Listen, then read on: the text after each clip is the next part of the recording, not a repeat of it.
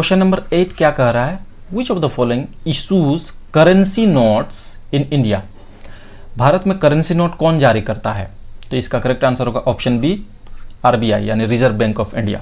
Currency दो प्रकार का होता है, एक होता है नोट और एक होता है कॉइन। तो जो नोट होता है ना वो जारी करता है आरबीआई, और जितना भी कॉइन होता है जैसे 1 रुपये का, 2 रुपये का, 5 रुपये का, 10 रुपये का, जो भी सिक्का होता है वो जारी करता है गवर्नमेंट ऑफ इंडिया, भारत सरकार। GOI लिख रहा हूं यानी गवर्नमेंट ऑफ इंडिया, भारत सरकार। और इसमें भी भारत सरकार में भी कौन सा डिपार्टमेंट? ऑब्वियसली फाइनेंस डिपार्टमेंट करता है।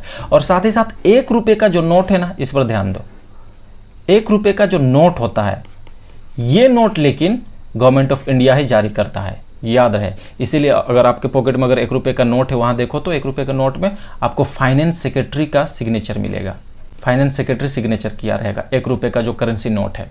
और बाकी 1 रुपये को छोड़ के जितना भी नोट्स है, आप पॉकेट से, वॉलेट से निकाल के चेक कर लो, जितना भी नोट्स है, जैसे कि 5 रुपये का नोट हो, 10 रुपये का हो, 100 रुपये का हो, 2000 का है, उस सब में सिग्नेचर कौन करता है मालूम है? आरबीआई का गवर्नर। देखो वहाँ आरबीआई का गवर्नर का सिग्नेचर भी होगा। और 1 रुपये का नोट में फाइनेंस सेक्रेटरी, ये याद रखो। फिर से रिपीट कर रहा हूँ, जितना भी करेंसी नोट होता है 1 रुपये को छोड़कर वो सारा करेंसी नोट आरबीआई इशू करता है, रिजर्व बैंक ऑफ इंडिया। और जितना भी कॉइन्स होता है, सिक्का होता है, इंक्लूडिंग 1 रुपये का नोट, 1 रुपये को नोट को मिलाते हुए वो करता है गवर्नमेंट ऑफ इंडिया, इशू करता है। क्लियर, समझ में आ गया इसके बाद? तो थोड़ा हम लोग अब बात करते हैं रिजर्व बैंक ऑफ इंडिया के बारे में, आरबीआई के बारे में।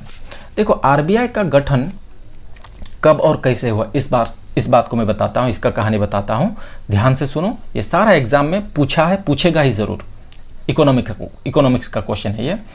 देखो 1926 में एक कमीशन का गठन किया गया, एक कमीशन बनाया गया जिस कमीशन का नाम था Hilton young commission. Hilton young commission, इस कमीशन ने रेकमेंड किया यानी कि सिफारिश किया कि भारत में एक सेंट्रल बैंक होना चाहिए, और वो आरबीआई बनाने का प्रस्ताव रखा। उसके बाद में 1 अप्रैल को 1935 यानी कि 1 अप्रैल 1935 में आरबीआई का गठन हो गया। यानी कि सवाल अगर आएगा कि when was RBI, reserve bank of India, established या सेटअप, तो आंसर होगा उस वक्त 1 अप्रैल 1935। और रेकमेंड कब किया गया था? 1926 में। किसके द्वारा? हिल्टन यंग कमीशन के द्वारा। याद रहे, सारा क्वेश्चंस को पूछ चुका है एग्जाम, किसी ना किसी एग्जाम में, WBCS का हो या छोटा एग्जाम, बड़ा एग्जाम, हर एग्जाम में इस क्वेश्चंस को पूछता ही है। एक और सवाल, नेशनलाइजेशन, आरबीआई का ही नेशनलाइजेशन कब हुआ, यानी राष्ट्रीयकरण, ये क्वेश्चन भी पूछता है। तो राष्ट्रीयकरण हुआ 1 जनवरी यानी कि 1 जनवरी 1949 में। ये डेट भी याद रखो आप लोग। अच्छा, ये राष्ट्रीयकरण, नेशनलाइजेशन का मतलब क्या होता है? कई लोग समझते ही नहीं कि राष्ट्रीयकरण मतलब क्या होता है। देखो 1935 में जब आरबीआई को गठन किया गया ना, तो उस वक्त देश तो आज़ाद भी नहीं हुआ था, है ना। तो उस वक्त ये प्राइवेट हाथों में था, पूरी तरह से तो नहीं कहेंगे, फिर भी ज़्यादा हिस्सा उसका प्राइवेट हाथों में था, निजीकरण के हिसाब से था, ठीक है। तो नेशनलाइजेशन कहने का मतलब यूँ समझ लीजिए आप सरकारी बना देना उसको, यानी कि उसका ज़्यादातर हिस्सा ऑनरशिप में, ज़्यादातर यानी कि मोर देन 50% ऑनरशिप गवर्नमेंट के पास रहेगा।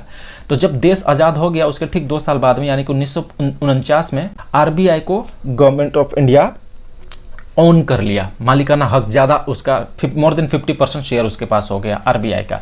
तो इस तरह से उसको एक सरकारी तरह से हो गया, यानी कि सरकार का बैंक हो गया। इसलिए बैंक ऑफ गवर्नमेंट भी कहते हैं, सरकार का बैंक भी कहते हैं आरबीआई को, बैंकर्स ऑफ बैंक भी कहते हैं, बैंकों का बैंक।